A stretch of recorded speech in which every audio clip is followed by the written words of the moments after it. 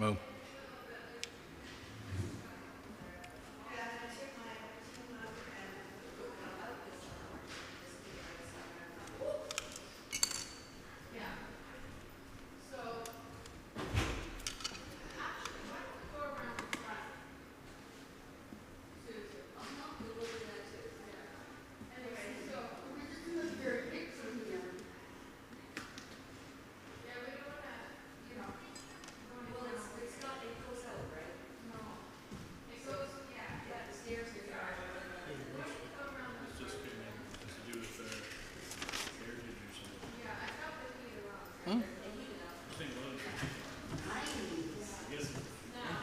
yeah. Is it 1155 versus 45? I thought so. 1145 is our address. I think we are. Saying 11:55. This says 1155, so I don't know who they're talking about throwing it. See, it's still demolishing.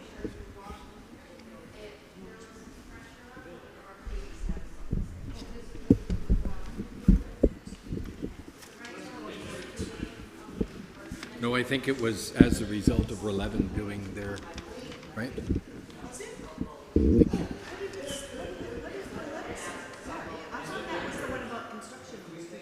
That it had found that the property had a design value as a representative example of the neo-Gothic style of architecture. The property has historical value for its association with Reverend Dr. John MacNeill and architect Stuart McPhee. Property has contextual value in defining the historic character of the area and is physically, historically, and visually linked to its surrounding and is considered to be a local landmark. As a result of this review, staff also considered this property to be a candidate for heritage designation. The recommendation to list the property is expected to be considered by the Hamilton Municipal Heritage Committee for their advice at their meeting on June the 26th, before consideration by the Planning Committee and final decision by Council. Listing does not prevent demolition, but does provide a short-term delay of 60 days. This interim protection allows staff time to discuss alternatives to demolition with the owner and, in the case of significant heritage buildings, council to consider designation to prevent demolition. Give that to Mike.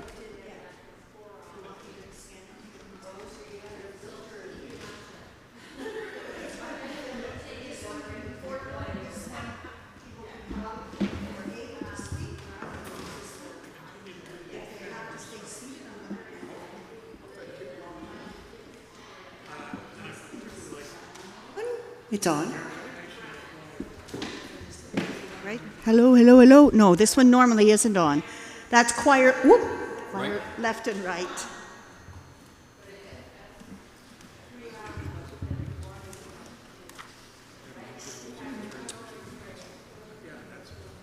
Shall I go down and yell at people and take my mug? Remind people.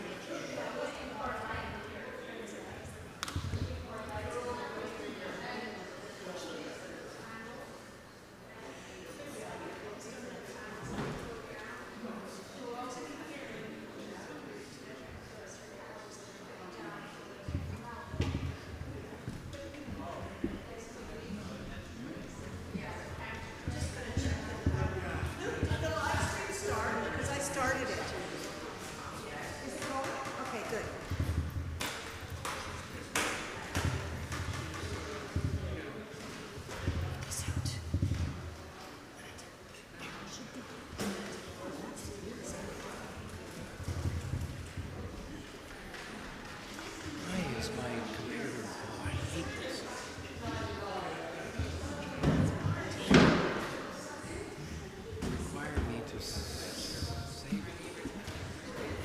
Oh, before you send it? Or no, before I can use it. Just save it to your downloads.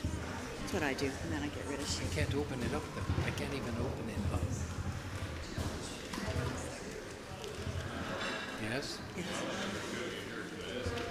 Yes, absolutely. Yes. Right. Right. Right.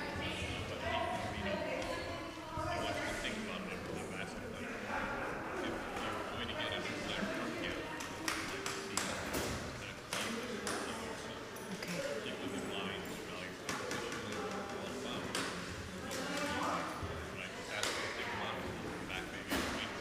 Sure. Sure. So are you on the board of the gathering?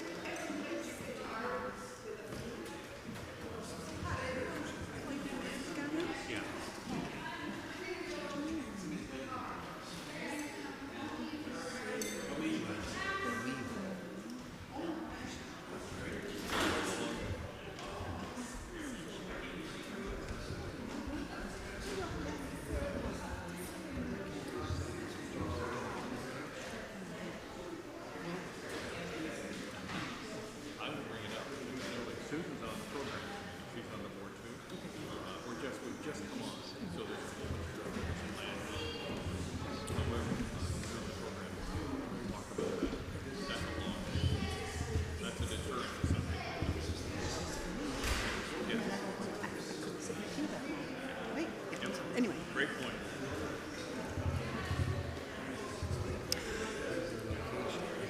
Oh, do you want to use the computer at the back? Is it just to take notes? Yeah, it's just. Does it? Do they need the computer though? Yeah.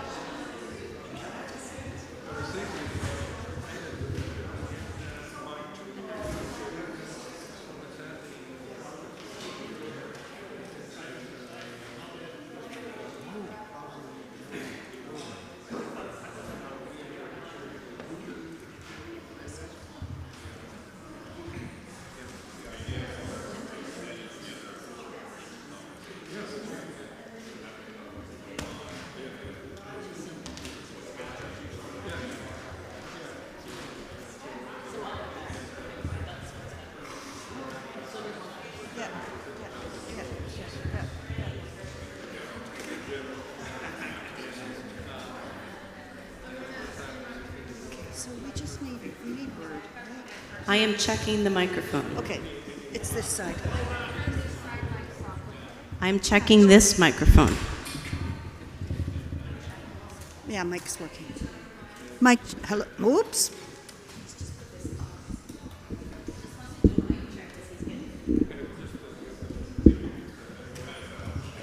Okay, test, test, test, test, test, test. Is it working okay? You all right now? Okay, good. Okay, I'm going to call this meeting to order, please.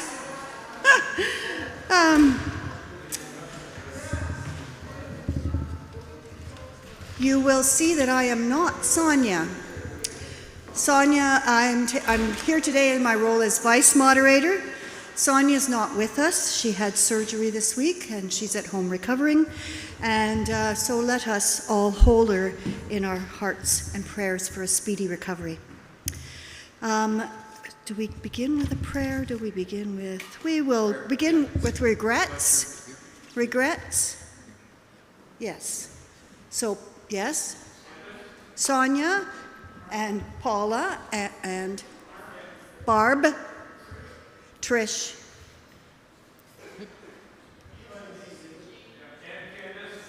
Candace, Sonia, Barb, Trish, Paula.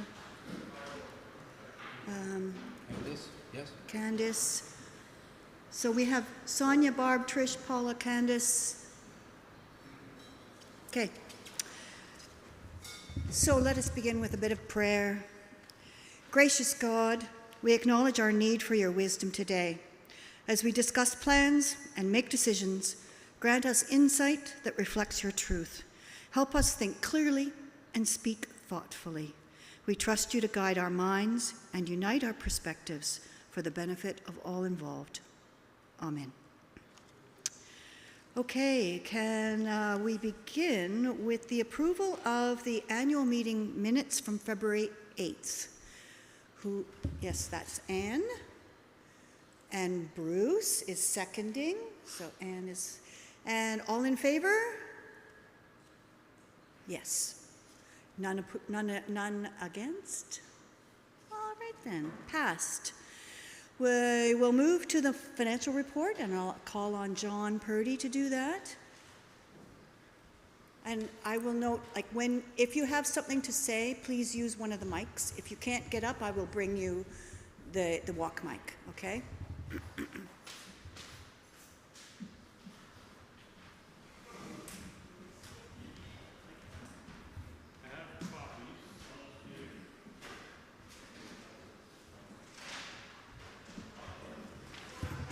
Thank you.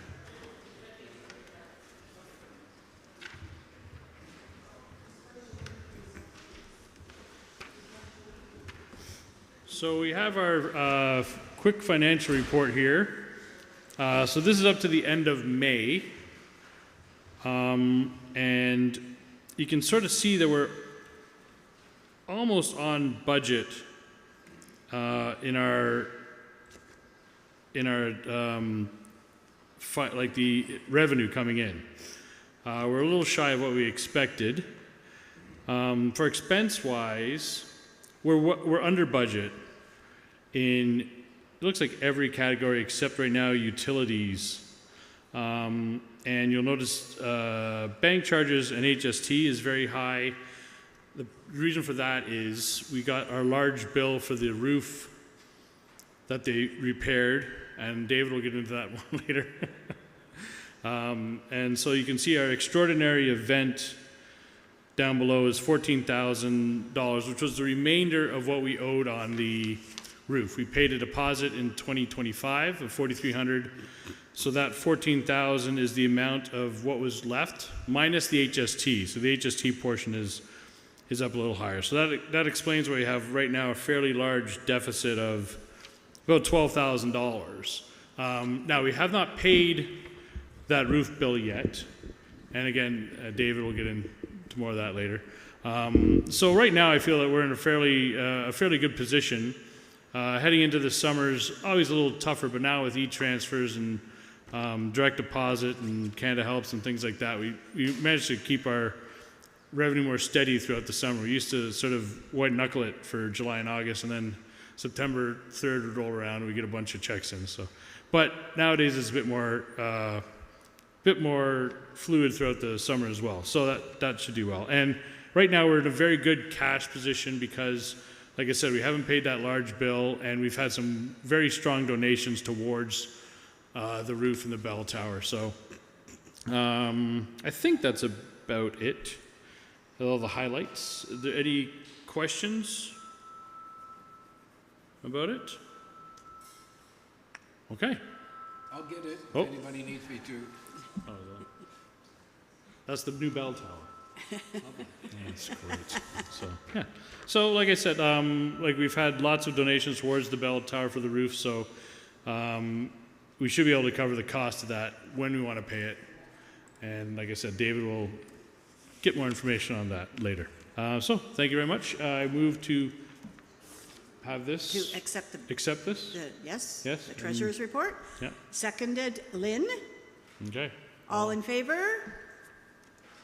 Any discussion? Okay, moving right along. Can we hear from Lynn at Christian Education, please?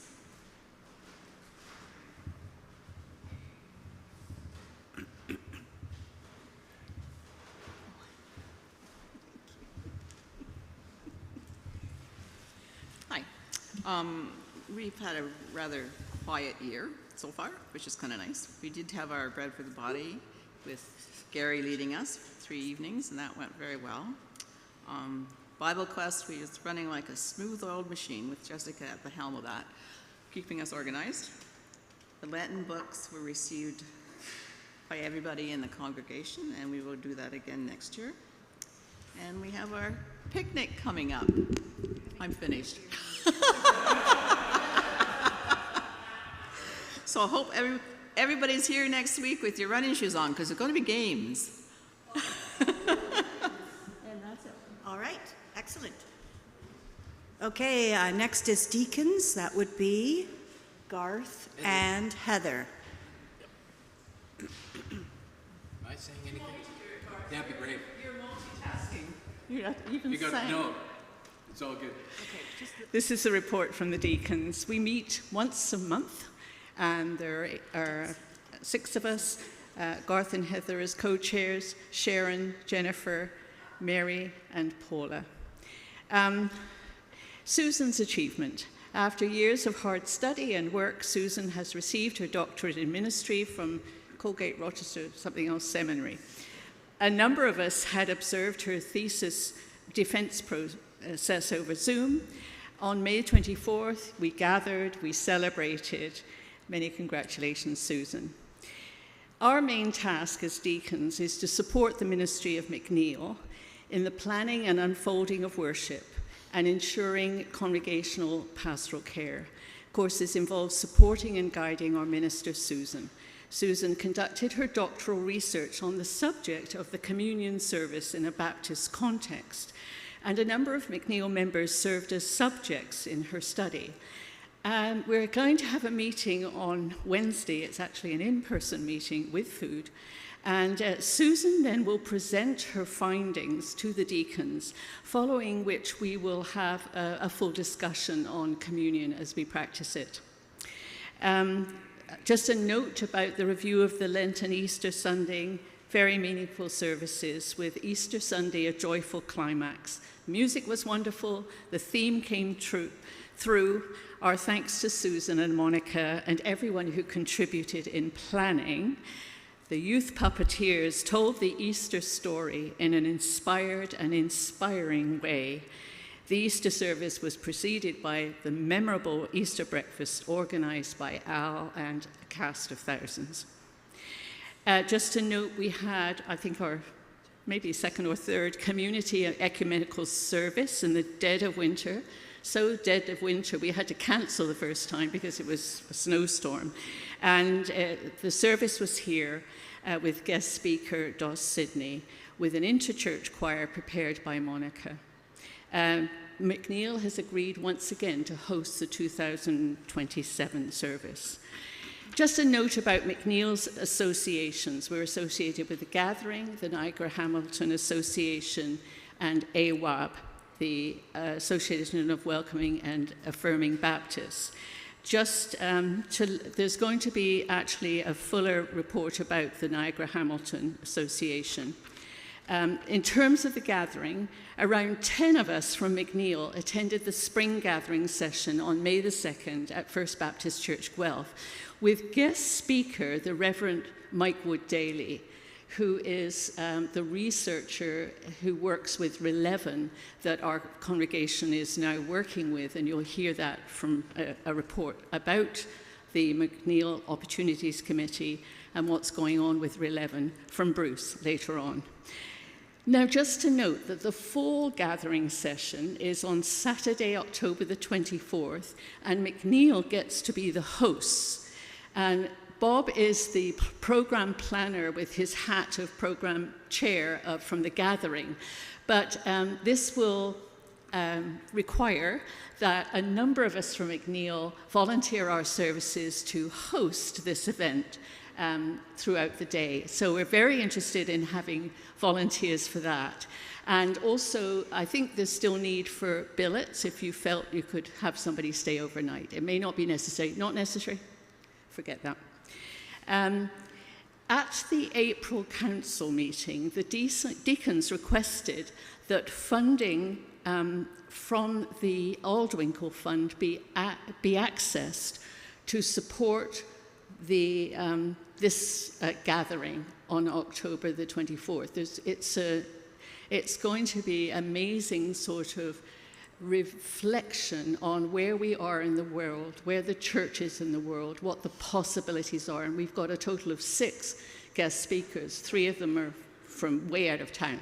So please be prepared to come to that if you possibly can, and also to help, be hosts. Thank you.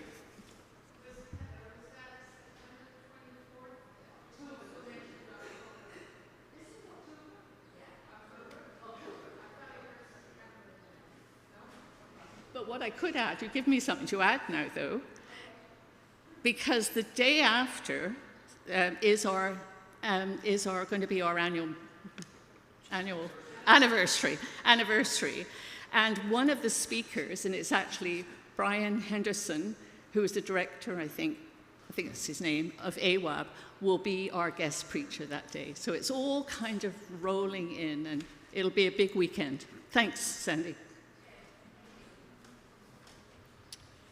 And now we hear from management. David?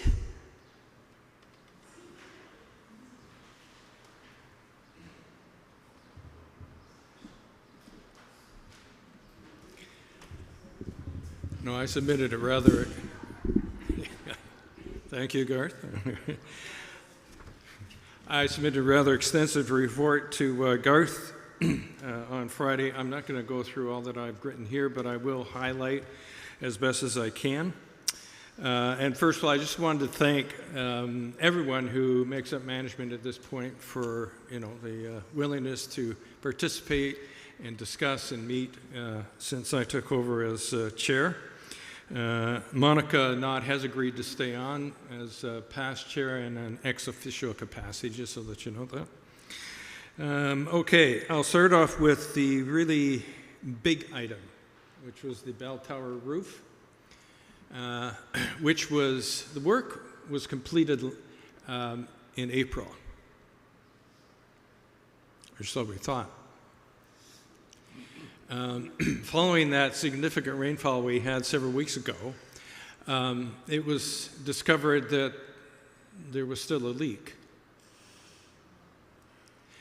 And fortunately, about the same time that was discovered, the roofing company sent somebody here with a drone who then proceeded to inspect the work that they had done. And in the process, it was discovered that they had repaired the wrong flat roof. So they had repaired the south roof when in fact it was the north roof that was leaking. So there'd been some discussion about what we'd discovered. And fortunately, the same day that I was going to make a phone call to the roofing company, they called us. Right? And I spoke with the, I guess he's the person who oversees operations, and he said that they had discovered that, lo and behold, their sales manager, who he said was having a very bad day that day, had circled the wrong flat roof on the diagram that the crew was using when they came here to do the work. So the upshot is that because it was their mistake, they have offered to repair the correct roof, which is the north roof, of course, for a substantial discount, which means that we're still paying somewhere in the area of $25,000 for the work in total, which included the reshingling and repairing of the peaked roof, right? And now the 2 flat roofs, okay? So the discount was somewhere in the area of about 55%, okay? All right. Yes, Liz? Well, because if we want the work to be done, we kind of need to agree to what was offered, yeah. Okay. Well, they were, yes, there is a warranty, but that's only for the work that was done. And the work wasn't done that needed to be done on the north roof. So I guess to look at it another way is we now have a bell tower roof that is not going to need to be repaired for probably 25 years or better, easily, right? Okay. The company that did the work is DeLuca. They're out of Ancast. They've got an excellent reputation, and I can't begin to tell you just how sorrowful the phone call was when it was made to us. Yes, Susan.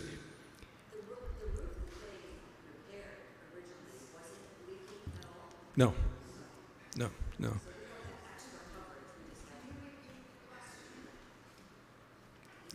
Oh, okay, all right.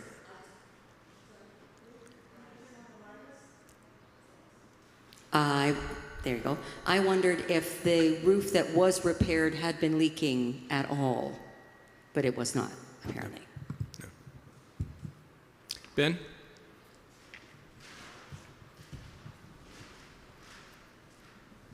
Hi, everybody. I'll just join you up here, David. It's probably easier. Right. Yep. So the two roofs, one was leaking. They basically redid the south one. The way the contract was worded, we may have slightly missed, they may have slightly missed, but either way, they did the wrong one. Now that we're stuck with that, we still needed to get the north roof done, and they've given it to us for less than the price, less than half of the price that it would have been otherwise. So we basically got both of those flat roofs for the cost of them doing the one that we asked for in the first place. Yeah. Only a small amount more. Yeah. So in the end result, we actually got better than what we went into it hoping for. So for anyone who's read the comment, or whatever you want to call it, commentary, I suppose, in News and Notes, you'll note that it was outlined that miracles do happen, right? And in this case, we have been blessed, I think, twice over, right? Yeah. Catherine? Okay. Now you're testing me. It's about 24,000 and something, okay? All right. So the original cost to us was going to be approximately 22, okay? All right, altogether, right? And it's now just $3,000 more, basically, okay? And the work is all done. All right, once they've, now we haven't got a date yet from them as to when they're going to commence work on the north roof, but hopefully that will be reasonably soon, right? Before the next deluge. Yes. Yes. Anyway, okay. Any other questions? Okay, I'll move right along then. That was item number 1, folks. Okay. Anyway, yeah, I just love being chair of management. Okay, Sunday school hall roof and so on. That roof man is looking after that work from Kitchener or Guelph. I forget where he's located, or they're located. But anyway, the roof was cleaned and inspected. Okay, so all the flat roofs then, in that respect, and so far so good. So, any other questions about that? No. Well, hopefully. Okay, donations to TVs. You'll notice looking around, the building that there are 3 new flat screen TVs that were gratefully donated by Monica Admiral. Is she here? And Garth. Or is she? Oh, there she is. There she's back there. Yeah. So thank you, the 2 of you. And they're now all operational, and you'll note that in the parlor as well as in the narthex that there's information about upcoming events and so on, and then other significant occasions, not only in the life of MacNeill but outside MacNeill as well. Okay. Okay, kitchen stoves. Anybody who's been in the kitchen lately will notice that we have 2 new stoves. They're both electric now. In late April, I guess, the oven failed on one of the gas stoves then in use. Rather than, and given the fact that they were 20 to 25 years old, really to repair at that point didn't make a lot of sense. So 2 new electric stoves were purchased and delivered a couple of weeks ago, and so far they seem to be working quite well. For those who are more safety conscious, just so that you know, the electrical outlets that were already there behind the gas stoves were inspected by our electrician, who confirmed that they were both in good working order. And then the gas stoves were disconnected and the line capped by a gas technician. Okay, so everything was done in proper. We got an excellent deal on the electric stoves, not only in terms of the price, but the fact that delivery, setup, and takeaway of the gas stoves were all free. Okay? Anybody need to know the cost of those? Yeah. Okay. Sure, okay. Okay, about $2,215, okay? And these are larger, stoves with a larger capacity oven in them, okay? Ceramic top, right, not coil, right? And anyway, and they're Whirlpool, what can I say? What's that?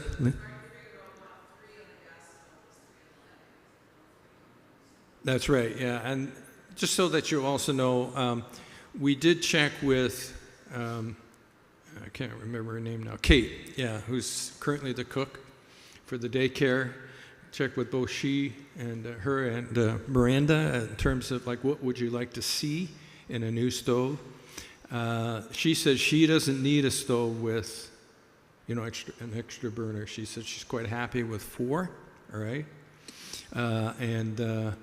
And as long as the ovens were larger capacity, okay? And then she loves to have a ceramic top. As she said, they're easy to clean and so on. As I said, but they're easily damaged. Okay, any other questions about the stoves? No? Okay. Pest control. Oh, sorry. Oh, John? Oh, yeah, I should do that. Thank you. Yeah. So because these stoves are shared, and then the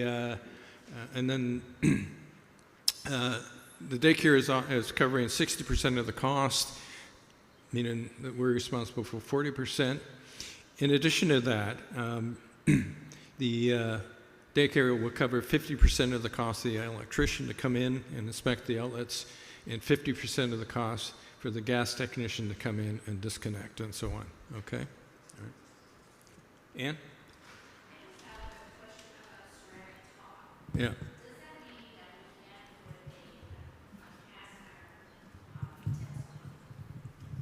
You can put a cast iron, you thinking like a frying pan? Okay, you can put them on, you can't drop them on. Okay, easily enough, because the ceramic does crack, okay? So that's the one drawback, in my opinion at least anyway, with going with ceramic, is that if you drop something heavy on it, will crack. Right, and they can be scratched as well. Okay, you didn't have that problem with coil, right? So that's not a glass top; it's a ceramic glass top. Okay, yeah. I mean, they're pretty sturdy, but yeah, you drop something on them that's heavy, they will crack.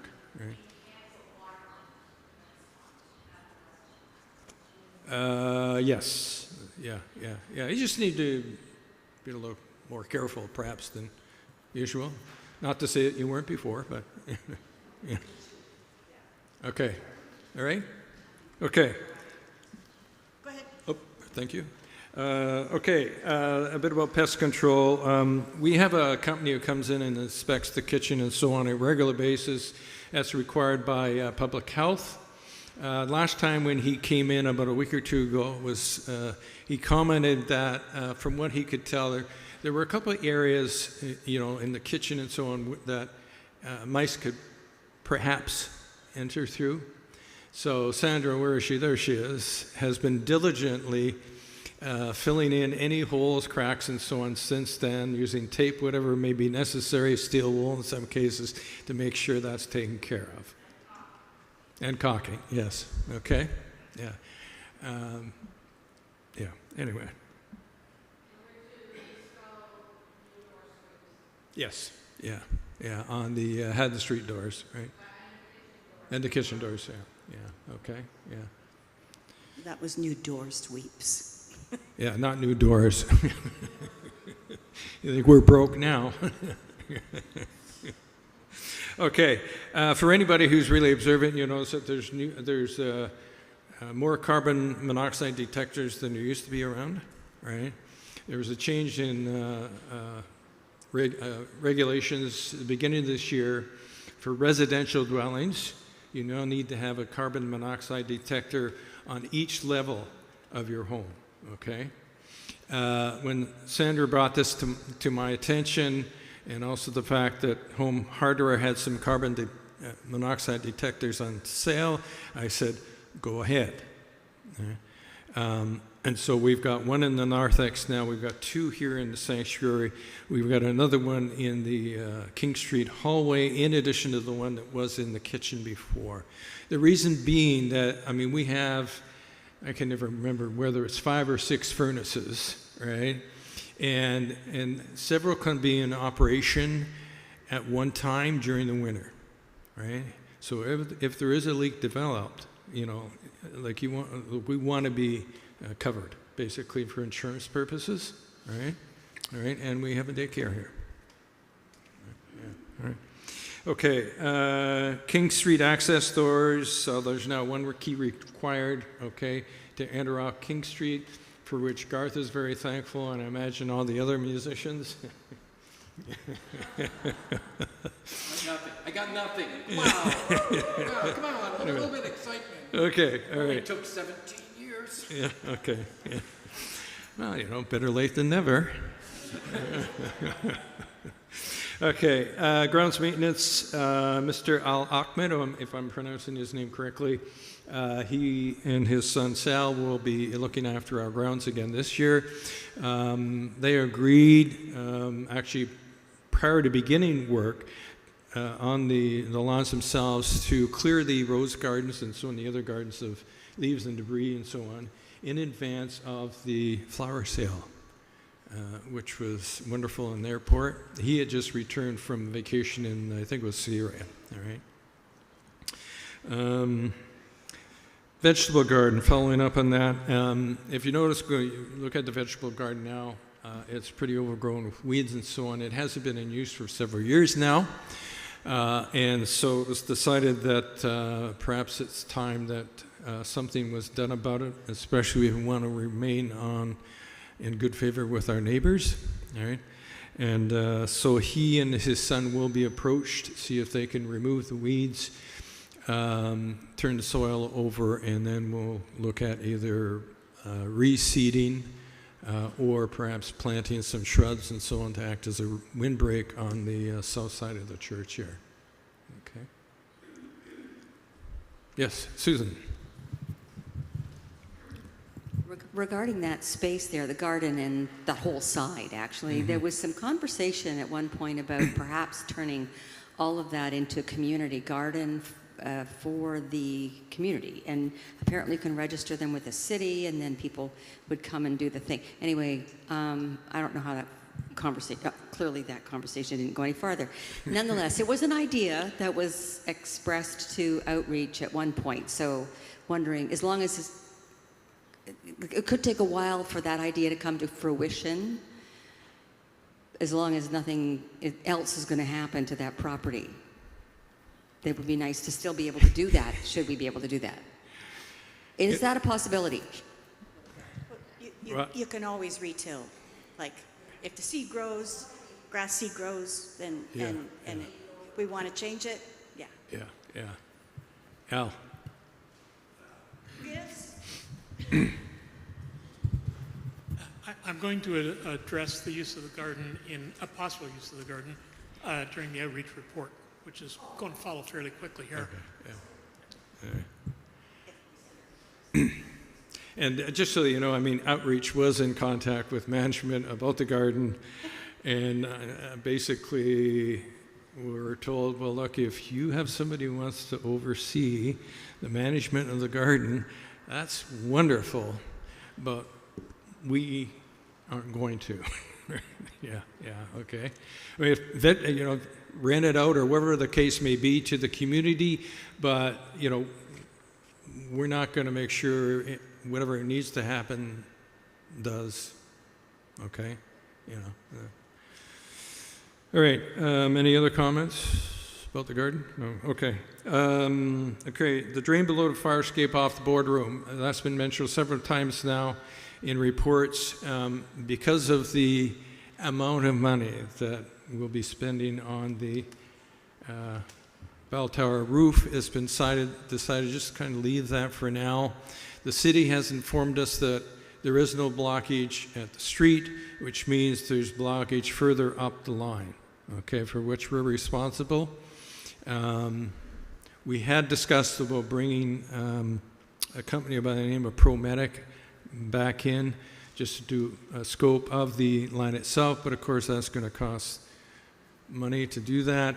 And then if it's discovered, for example, that part of the line needs to be replaced, then that will be more money, right?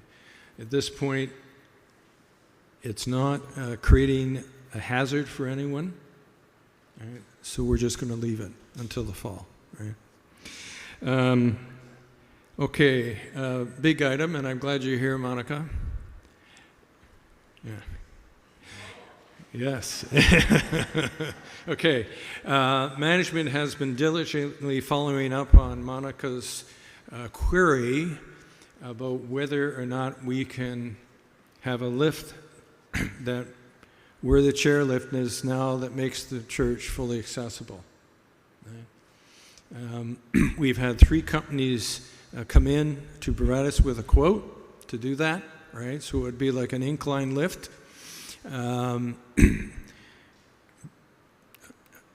Well, yeah, attached in most cases to where the chairlift is now, all right?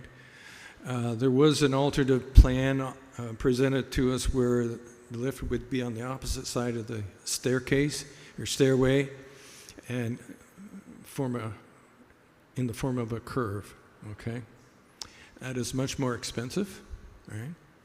And so we've decided to sort of put that aside for now. We're having Hellbrand are the people who installed the stair lift originally and have been servicing it since then, so that's going back about 20 years.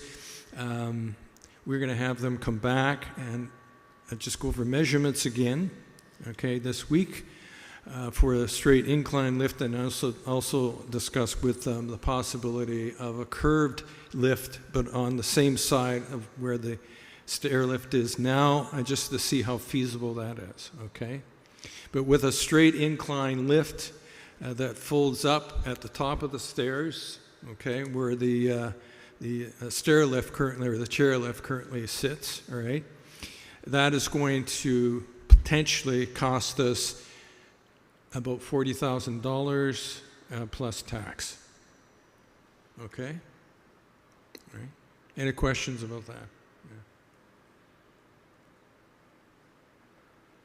Mary? We're investigating that, continuing to investigate that. Part of the problem is, as far as the province is concerned, their fiscal year ends March 31st, and then there has to be the will to start up these programs again, whereby you can access money to make a building fully accessible, right? Yeah. The Ford government in that respect is not particularly helpful. Al?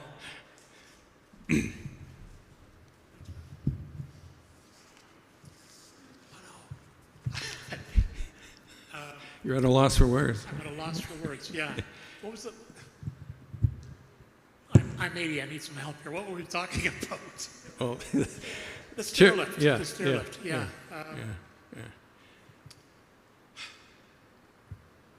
Yeah.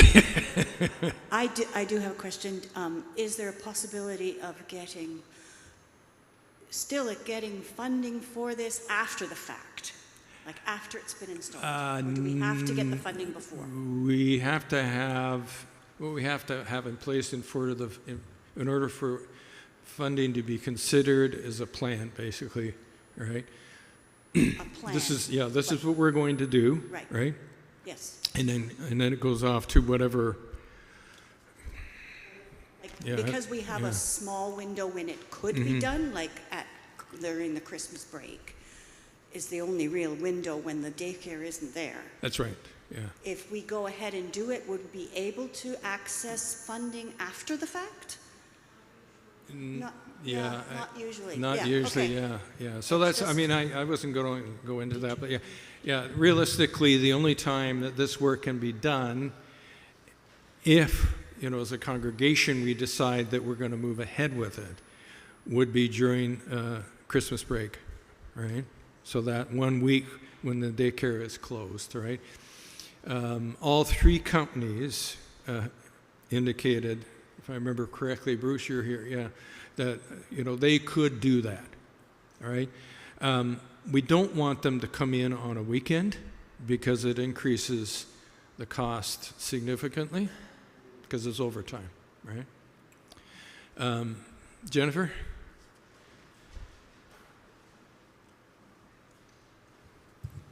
Okay, so I'm a visual person, and could you just clarify how what is being looked at is different from what we have? I'm visual. I'm not quite getting what this new stair lift looks like. Okay. So an incline lift means that it can accommodate a wheelchair. Okay? So at this point, part of the issue is that if we've got somebody who comes into the building, he or she have to transfer from the wheelchair to the chairlift, right? Which is fine if they can do that, right? Another drawback is that the chairlift, as it stands now, can only accommodate up to, I forget how many pounds. 50. Yeah. And if you're a person using an electric wheelchair, you're immediately like over that weight, okay, right? If you're 275 pounds because you gained weight because you now use a wheelchair, you can't get in the building. All right? Yeah. Okay, Al? My brain has finally clicked in. Okay. CBOQ offers grants for churches to upgrade. I'm wondering if they would be available, if their funds would be available for the chairlift. Yeah. Bruce is going to answer this. Yeah.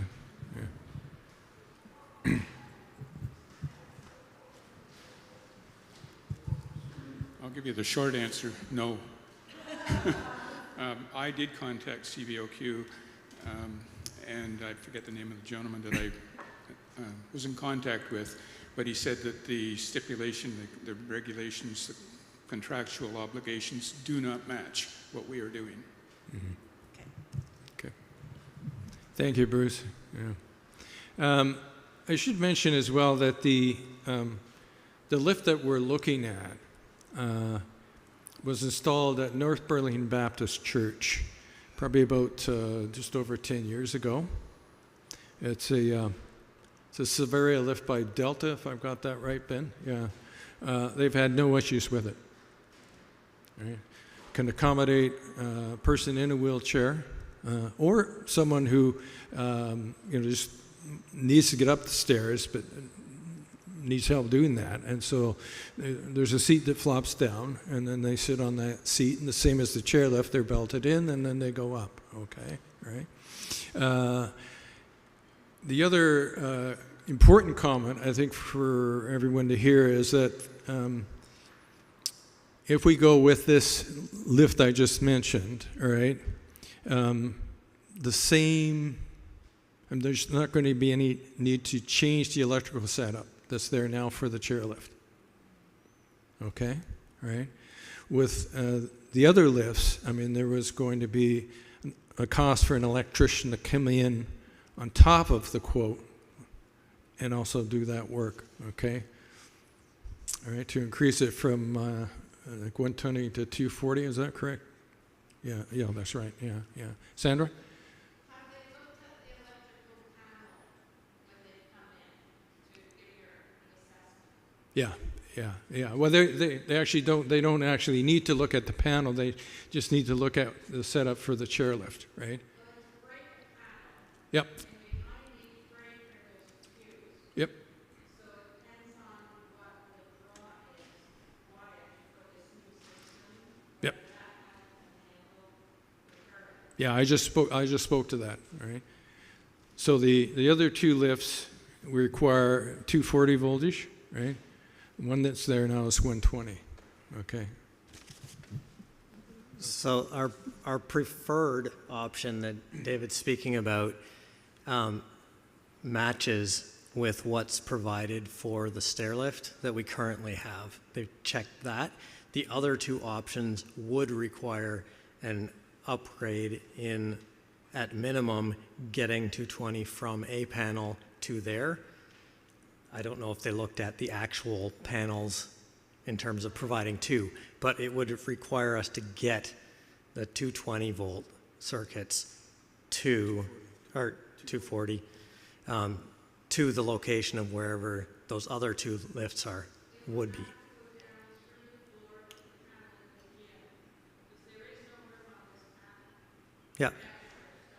Yeah, that's what we're saying. It would be significant kind of upgrade or at least running circuitry to there, to wherever the lift power would be sourced.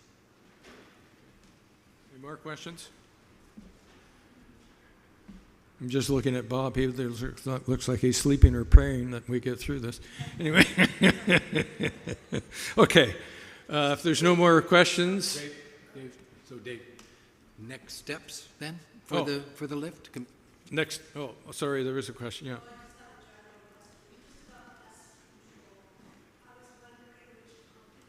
Able. Yeah. Okay. All right. Yes, next steps. Thank you, Gareth. Yeah. So, as I mentioned, we're having one of the three companies, Hellbrand, who's going to come in and meet with Bruce and I Wednesday this week to go over measurements again and so on, because there is some concern as well on the part of the board that there might not be enough room for the lift to be down to bring somebody on in a wheelchair, and also for people to continue to flow through off the King Street entrance, right? The stairway itself does not appear to be an issue. It's fairly wide, all right? We also need to make sure that it meets fire code, okay, with a lift in place as well, okay? So that's the immediate next step. And then following that, the quotes that, you also should know that the quotes we've received are good for only so long. Okay? And I think as at least 2 out of the 3 representatives told us, said with the tariffs that have been introduced, and he said costs are going to go up. And he said, and you need to realize that. Right? Yeah. Sandra? Does the new lift have battery backup power if there is a power outage to get somebody down the stairs from up here? Yes. This system does not. Yeah, yes. Yep. Yeah, no, it has battery backup. Yeah. Okay. That's actually required now. Yeah. Okay. Ben?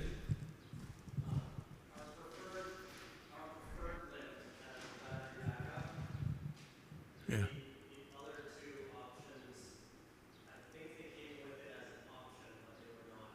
Yes. Yeah. That's right. Yeah.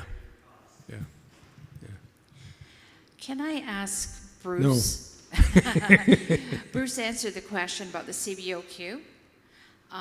Is it a particular reason why we could not access that grant? Because the government actually lists them as one of the denominations that has denominational and trust grants for accessibility. Bruce?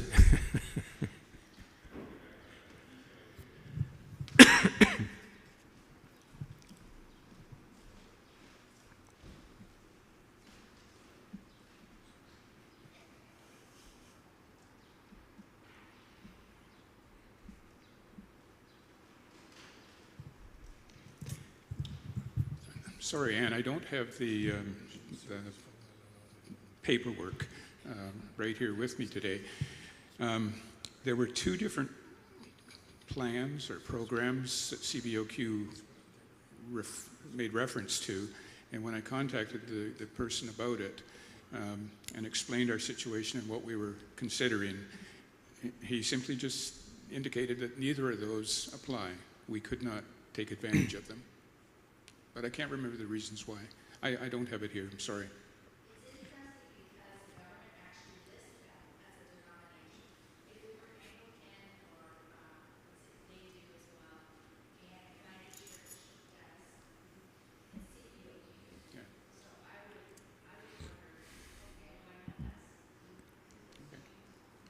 I got the information at home. I'll pursue it again. Given that it's the government, sometimes the left hand doesn't know what the right hand is doing. Right? Yeah, there's no harm in asking again. I'm sorry? Yeah. Oh, go ahead, Ben. I also don't remember the exact specifics that Bruce had, but we've all been in, all of the management board has been in on those emails, and it's very clear that we don't meet the criteria of the CBOQ. I'm saying I don't remember the specifics of it, but it's very clear that we don't meet their criteria. Their criteria do not have to match the government's criteria. The government references them to say, hey, if you are looking for funding, you can ask these people. They're not saying in order for them to be mentioned on the government's website that you must meet every possibility that's out there for funding. You must fund everything, right? The two don't necessarily meet. Yeah. So, but it's very clear that that a general we support accessibility does not equal the same as our exact situation. So, yes. Yes.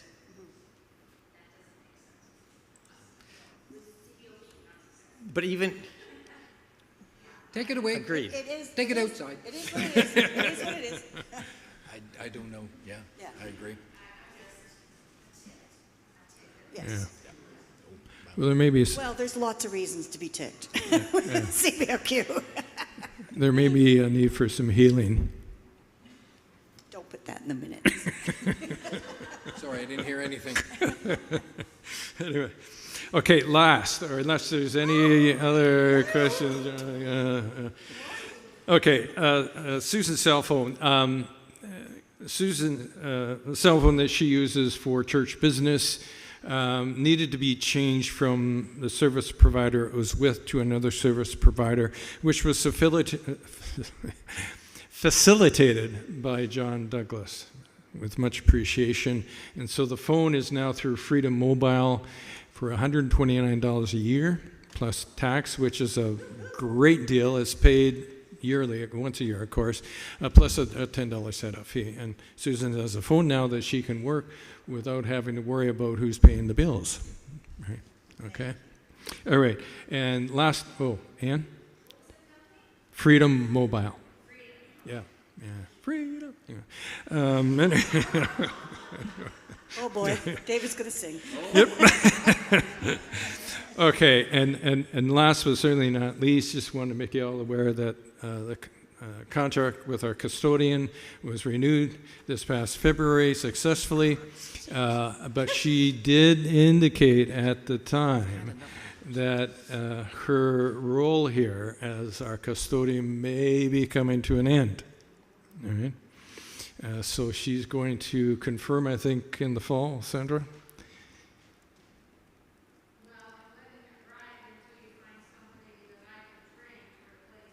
Okay, all right. So that's a definite then. Yeah. Okay.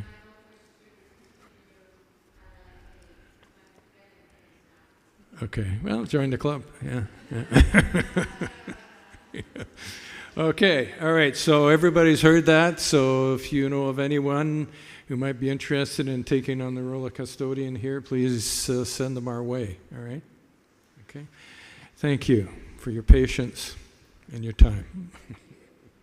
Yeah, thank you very much, David. Clearly, management has a lot on its plate. All right, next is Al for outreach, and like if we can make it like quick, that would be really sensible.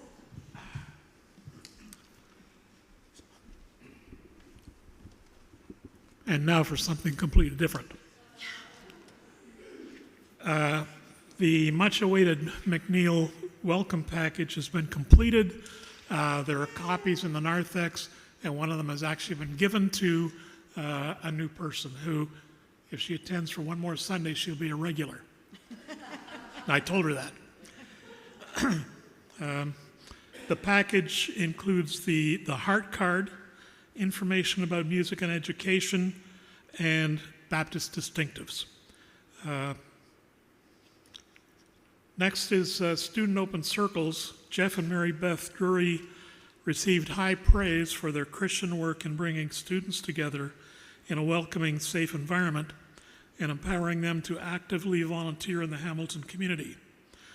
Those of us who attended their meetings enjoyed the event, and the students who came to coffee hour to describe their experiences with SOC were appreciated. We've approached Jeff and Mary Beth to see how we can continue to support the organization. Have not heard back yet. The deacons approached this board to ask if we could prepare a handout outlining community resources for Susan to provide to people needing help. We recovered a list that was previously prepared by Barb and typed up by Ginny Kale. This was updated, reformatted, and Susan now has a copy somewhere. Each member prepared an Easter basket of goodies for members of the church who are unable to attend services. Each of us chose to visit a member and give them a basket. I visited John and Martina, and they were really happy to get their basket. Phoenix Place on Mother's Day. Outreach and Service asked the congregation for donations for mothers residing at Phoenix Place and suggested a list of items. We got that list from the YWCA, which represents Phoenix Place. They picked up the donations on the Thursday before Easter to offer to Phoenix Place residents at a party on Good Friday. They asked me why we regularly donated to Phoenix Place. They were totally unaware that women of MacNeill founded Phoenix Place. They suggested a meeting to exchange information from that group of MacNeill women who did that, and they would give information about what is happening at Phoenix Place now. Seems like a good idea. So I want to look up the women who were involved at that time and see if we can arrange a meeting.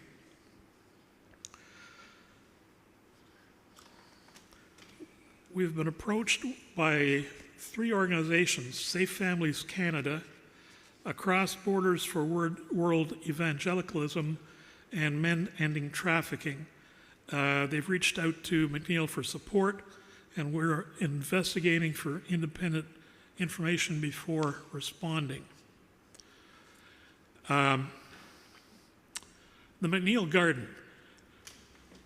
We discussed how we might use the vegetable garden. It seemed a terrible waste of the garden that John Sankey has looked after for years to just let it die.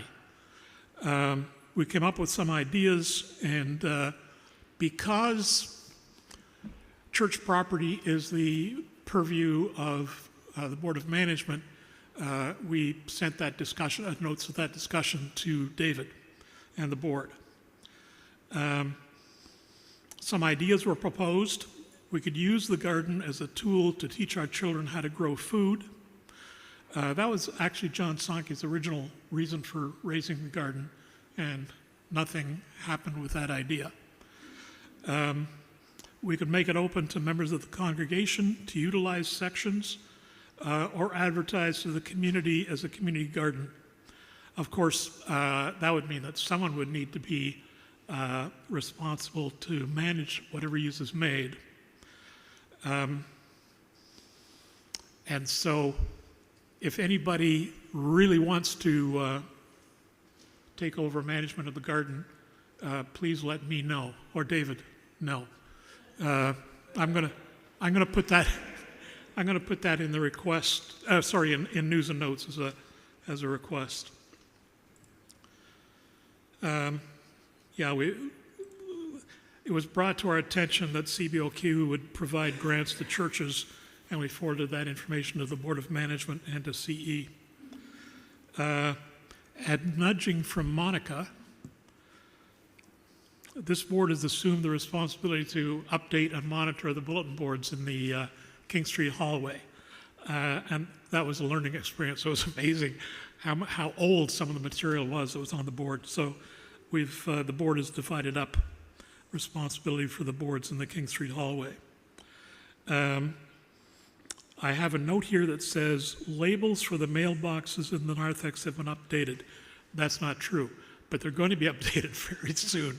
I'm the person responsible for the labels, so that's on me. And that's it.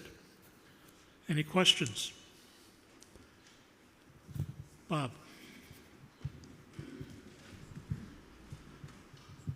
I just wanted to observe that list, which you have delivered to Susan for resources that are available for people who are needing help. Yep.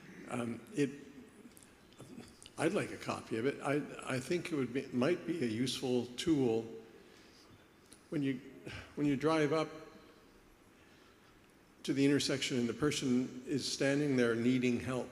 I mean, once in a while we hand over some money to them, but this is information that makes available existing resource that people don't all know about. Yeah.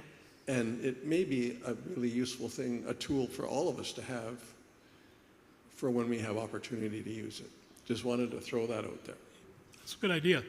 I can email it to the Deacons Board, and I can email it to anybody who wants a copy. Susan. I can email it to Bev. More work for Bev. To link to the website was the... Yeah. Yep. Good idea. Any other questions or comments? All right, I'm going to go sit down.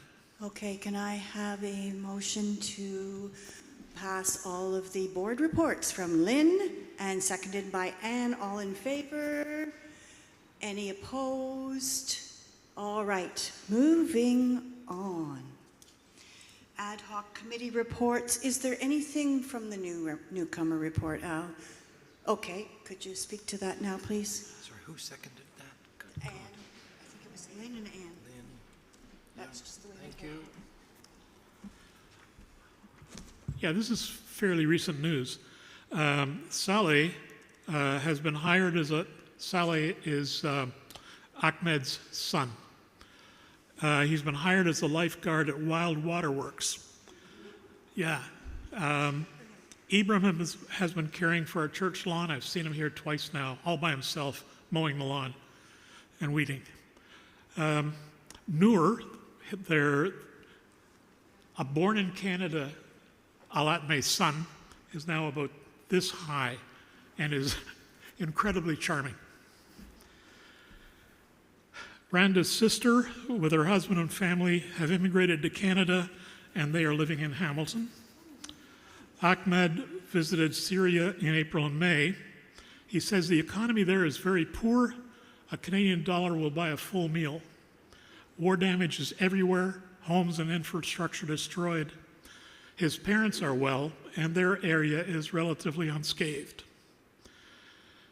Neither he nor I have any news about progress in our sponsorship of Basil and his family. Ahmed asked why so many newcomers are arriving through Wesley Center while his brother is still stuck in Jordan, and I have no answers. I'm unable to get information about the status of our sponsorship. Basil tells Ahmed that he is under pressure from Jordan to return to Syria since the situation in Syria is now peaceful with a new and effective government. Basil is considering waiting another couple of months to see if our attempts to sponsor are successful. Then, if nothing happens, he will return to Syria, where at least he will be able to get a job. Ahmed, of course, is worried. But, by the way, he can't work in Jordan. I'm not sure at all how he's been surviving there and his family. But in Syria, he could get a job. Ahmed is worried since Basil will not have a home for his family in Syria, and at least for a while will be without an income. He has asked if the newcomer committee, and actually this needs to be the congregation, I think, because you all made contributions, if the congregation would consider, if our sponsorship is unsuccessful, forwarding to Basil the money we have collected so he would be able to support himself until he is established again in Syria. And I told Ahmed I would pass on his request to the congregation today. Gary.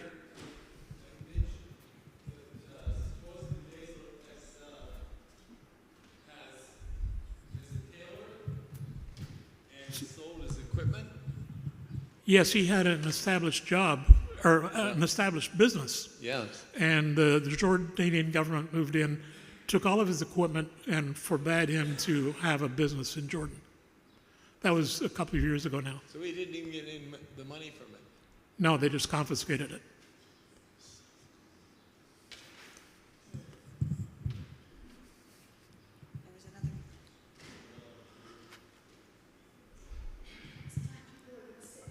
I wonder if it's.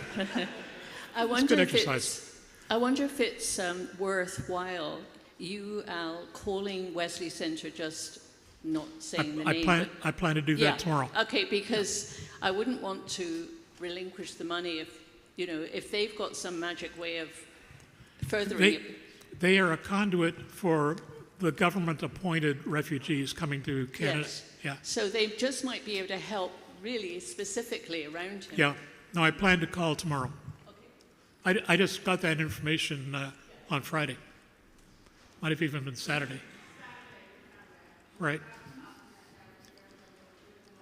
I'm glad you're with me. Yeah. It was on Saturday. All right. We finished? I'll go sit down. Okay. Can we hear now from the MacNeill Opportunities Committee? That would be Bruce and Garth.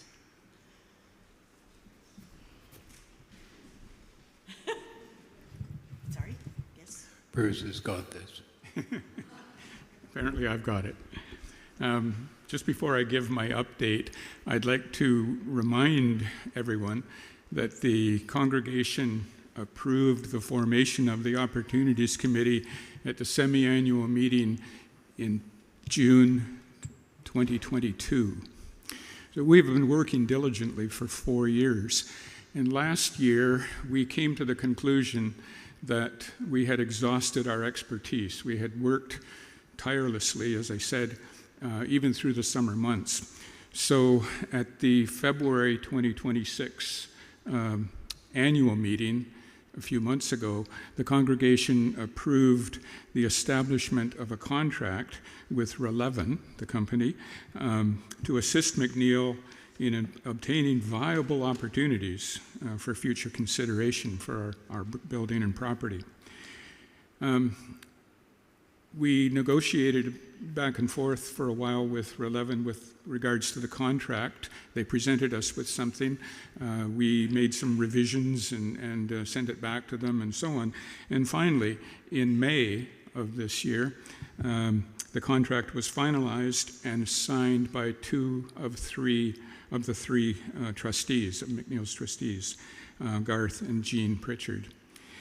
On June the 2nd, so just 5 days ago, the Opportunities Committee members met via Zoom with 2 RELEVN representatives, Mike Wood-Daly, you all know Mike, he's the Director of Research, and Dave Harder, he's the Director of Placemaking. And even though the contract was only signed in May, last month, I was very impressed. I think the whole committee was really impressed with the amount of work that RELEVN has already done on our behalf. We were presented with some of RELEVN's research to date, and I thought the most intriguing was they have done a neighborhood profile of a 3-kilometer radius around MacNeill as the central point. And it's something that, of course, our committee didn't do because we didn't have the resources to do it. But RELEVN easily accomplished it within 2 or 3 weeks. Just as an example, of course, you understand we're close to McMaster, and there are a considerable number of students living in the area. There are also quite a number of young professionals in that 3-kilometer radius, as well as quite a number of newcomers as well. So that kind of demographic was something that was new to us, but it just gives us a shape of what's around us. Anyway, that's just one example. So that happened just 5 days ago with this. But they also, Mike and Dave and their team, are going to be continuing, they say extensive interviews with relevant stakeholders. And those would include things like the City of Hamilton Planning Department, when it comes to, for example, rezoning possibilities, if necessary. The McMaster Student Union, which we've obviously dealt with quite a bit in the last few years with regards to our opportunities. Indigenous representatives, and also the other Westdale churches.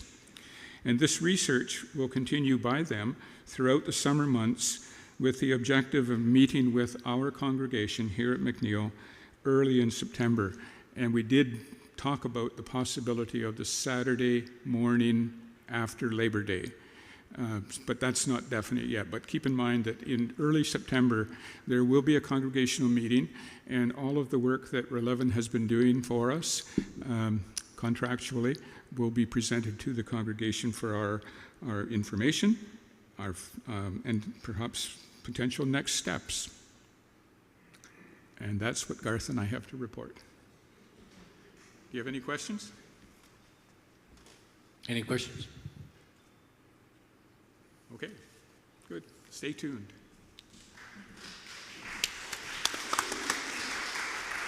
Thanks, Bruce.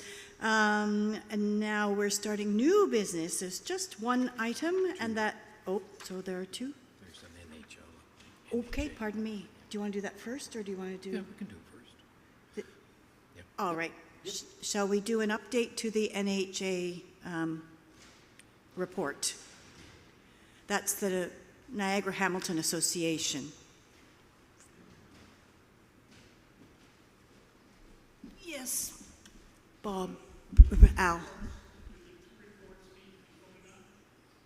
Pardon me? No, I don't think they need to be voted on, do they? Do we need to approve? Do we need to approve? Okay, we need to approve. Anne is going, I think so. Or receive for information. Okay, we have a motion to receive the information? To receive for information, yeah. To receive more information. For our information. Receive for our information.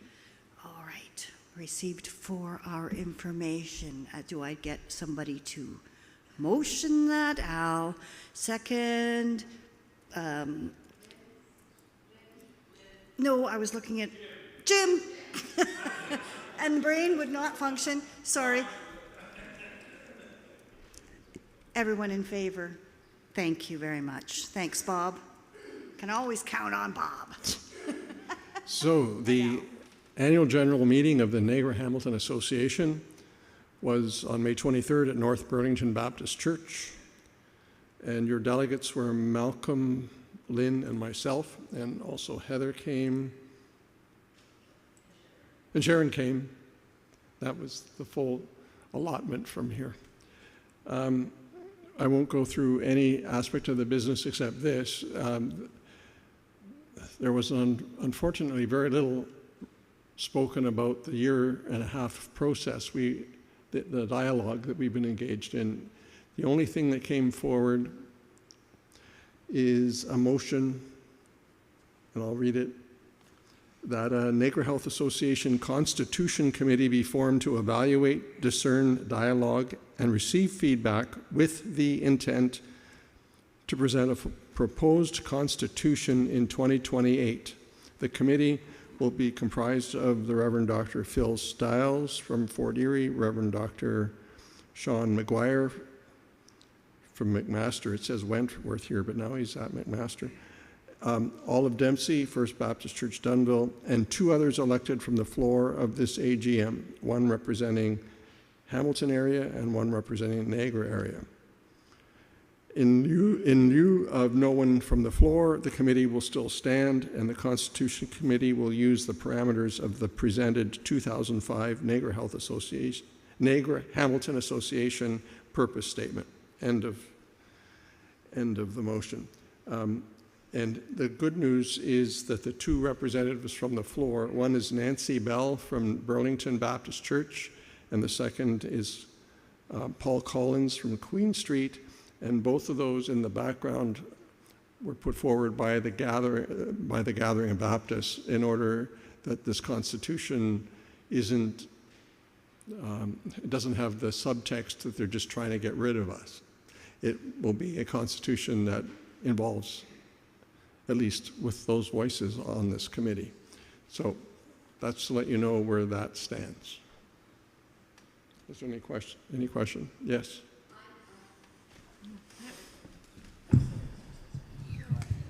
Because I'm new to this process, and I just wonder is the NHA a subset of CBOQ? And if so, why doesn't the CBOQ Constitution cover the subset? They're not a separate organization with their own constitution. I'm not quite clear on how that even would happen. No, each association has its own constitution and bylaws. Oh, okay. We're primarily, as Baptists, we align ourselves within associations. The convention, it's not like a top-down structure. If you're thinking in terms of organizational charts, it's a different thing. You really need to turn the whole thing upside down and put churches as the drivers of things. So churches congregate in association, and churches decide to come together as a convention. David. Oh, we can't hear you, so hold on a minute. I think there could be a further comment made to the effect, though, that there is some misunderstanding, though, on the part of people with CBOQ, that they are, in fact, are the drivers, which is completely incorrect. Right. That furthers the problem of, like, they have an organizational chart like you would have in the business world, that it's driven from the center, and that's not how Baptist polity works. So you're right, it's kind of confused, because they're confused. And there's,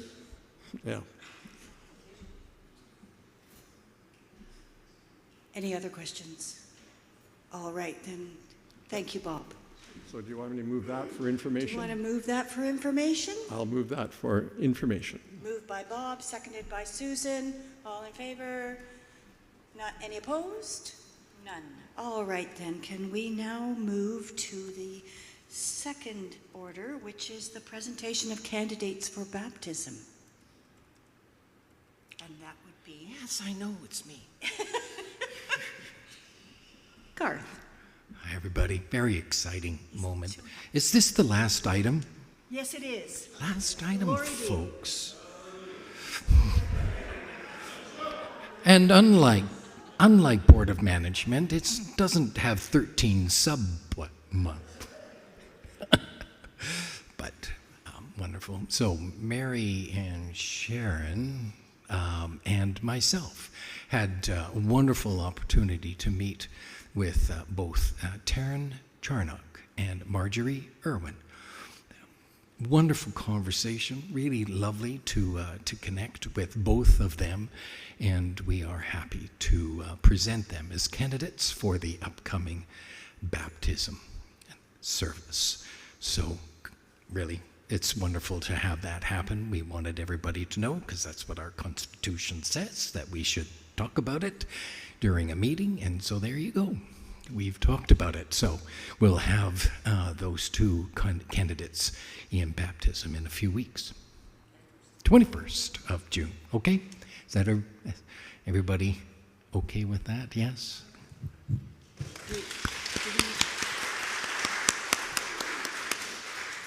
Do we need to make an official motion to approve their becoming?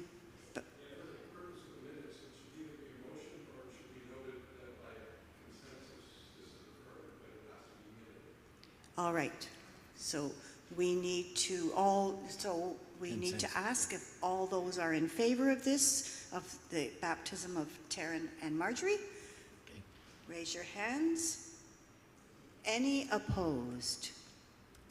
None are opposed. Therefore, it's a go for June 21st, Father's Day. And now, not quite. Shall we have a closing prayer from our minister, Susan? Well, this has been a wonderful meeting, and I want to thank you all for being here. And now let's just say, Lord, thank you so much for bringing us together. Thank you for all the problems that have solutions. Thank you for the conflicts that we've uncovered. Thank you for the generosity of this congregation with its time and its skill, its honor, and its resolution to so many pieces of this world in which we live, and we attempt to maintain the nature and love of the Lord Jesus Christ that honors the presence of creation in our world. Thank you for this group, and we pray for the future of this congregation in the name of Jesus the Christ. Amen. Thank you, Susan. Who would like to motion to Lynn, she's, all right. Have a wonderful afternoon, and thank you so much for staying so long. So that was Lynn? That was Lynn. Lynn, sorry.